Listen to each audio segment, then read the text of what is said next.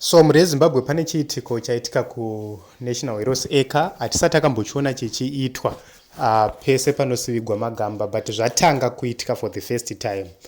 Rangarirai kuti kune vanhu vari kufungidzira kuti retired brigadier general Siziba vakaurayiwa. Kune vanhu vari kufunga kudaro, kune vanhu vari kufunga kuti vakangofawo necancer. So chiitiko ichi chabva chakonzeresa speculation yekuti maybe the family is trying to make his spirit avenge kuvanhu vanogona kunge vakavauraya. I need you to look at what was happening, then we talk, is it culture or it's a way of trying to make the spirit avenge vanhu vakamuuraya, kana kuti it's a way of trying to protect the grave kuti pasazoita vanoita temba navo in the future.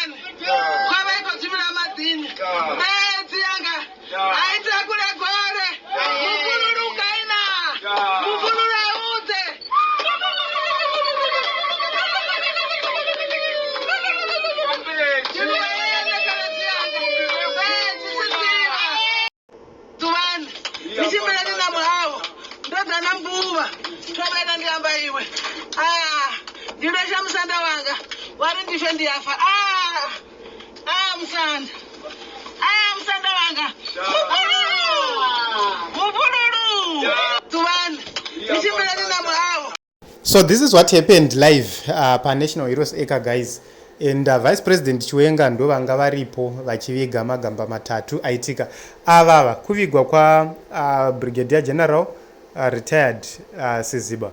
So tiudzeiwo mafungiro enyu zvichienderana nekwamunobva, tsika nemagariro zvinosiyana.